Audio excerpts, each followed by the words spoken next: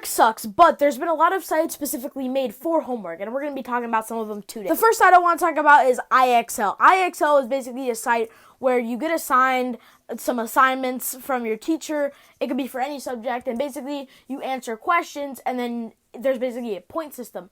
And then if you get one right, you gain points, and if you get one wrong, you lose points. Teachers will require you to get to 70 points, 80 points, 90 points, or even 100 points, which is where it's maxed out at. And when I tell you this site is super duper duper duper duper annoying, I mean it. The main annoying part of it is when you're at, like, let's say you need to get 80 points and you're at, like, 75, and then you get one wrong and you go down to 69. And then you're like, okay, let me lock back in. And then you get another one wrong and you're down to 64. And then all of a sudden, you're all the way down at like 32. Also, there have been times where, let's say I'm at 50, right? And then I get one right, I get 57. And then I get one wrong, and then I go down to like 47. It's really annoying. And then there's a little counter alongside your score of how many questions you've answered.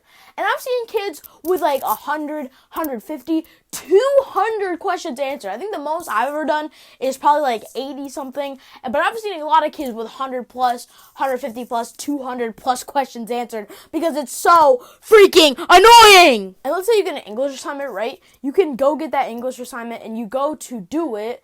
And then you go and look and see, and you have to read, like, a full story. Like, I had one where you had to read, like, a whole chapter out of a Percy Jackson book. Now, I don't know how long the chapters are, but, like, still, a full chapter out of a Percy Jackson book.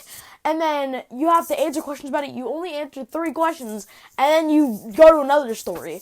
So it's literally just, it's so time-consuming. Like, that aspect of it. But with that being said, I'm going to move on to my next site, which is iReady, dude. I hate iReady. If you don't know, which I want to go to your school if you don't know, because why does your school not have iReady?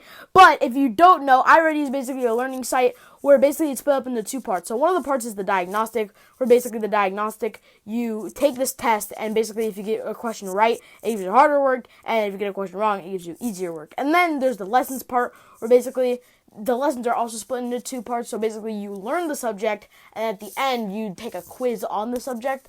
And both sides of the site suck. So let's talk about the diagnostic side first. Number 1, the questions. I was being fed the quadratic formula as a 2nd grader. So basically, if you were in 3rd grade and you just kept guessing right, you would eventually just get to, like, high school level, sometimes even college level questions that will confuse the heck out of you. And you'll eventually go all the way down until you get back onto your level. Or you'll get questions wrong and you're being fed like number questions when you're in like middle school or high school, which just is like mocking you, saying like, you keep getting questions wrong, we have to give you questions that are for stupid people or for kindergartners. You know, it's kind of mocking. But the other side of it is number 2, the actual scores and what they mean. The scores mean nothing for your grade. They mean nothing for, like, going to the next grade. They mean nothing for anything else. The only thing they mean is to show the school showed growth in, like, their numbers with that test.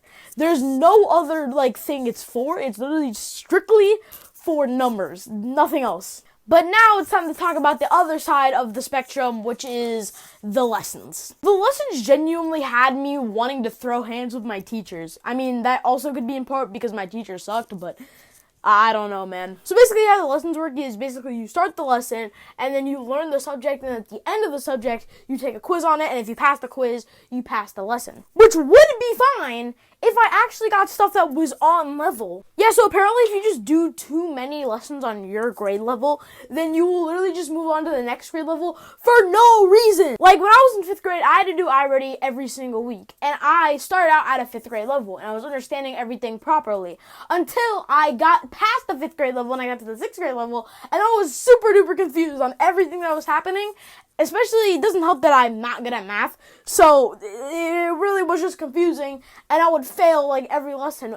But the only way I could actually pass was just by straight up using Google or just cheating. I would genuinely crash out over this site. This site sucked, alright? If you don't have to do iReady, good for you, bro. Good for you if you didn't have to do iReady. Another thing I want to talk about is Freckle Math. Now, a lot of people will say that they've never used Freckle Math. It's not really a popular thing that I've seen, with people. But I, personally, have Freckle Math. I don't really hate it, but, the one thing that's annoying is that sometimes you'll get lessons that are, 15 questions long, which is fine, but it counts, minutes, and that's, what you're graded on, and, you have to finish the lesson to actually get the minutes. What the frick was that? I don't know if y'all heard that, but that was just my parents moving one of our old couches. But anyways, that's really the only annoying thing about Freckle. Freckle really isn't that annoying, to be honest, but it's just there. And I don't know, it really doesn't bug me that much, though. The next site I want to talk about is Khan Academy. And Khan Academy, I've heard a lot of people like because it has, these cool videos and stuff that you can, just, interact with and kind of learn. But I don't really like it because, my math teacher just assigns it as just, an extra thing to pile on, to be honest.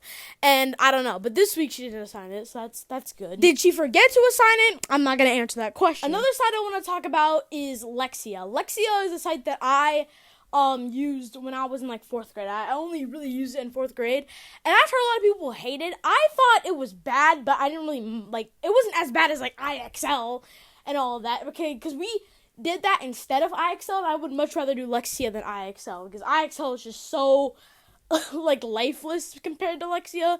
So I don't know. But anyways, Lexia basically it's just it's supposed to improve literacy among children. But I don't know, it's kind of a weird thing, man. I don't really like it, to be honest. I don't know. There's levels, and I remember it got really competitive. There were a lot of kids who were let's see who could beat Lexia first, and that was probably the best thing about it. But other than that, it was just really boring, repetitive, and just kind of annoying. But I would definitely much rather do it than IXL. IXL is horrible. But there is another side to educational sites. So let me know if you want me to make a video on the good side of EdTech sites. But anyways, that's the video. Hope you guys enjoyed. If you did, please hit the like button or don't. I don't really care. Subscribe if you liked the video. Like and subscribe right now. Anyways, you like my flow. I'm making dough. This is the outro song. You like the video, then you subscribe. I keep you alive.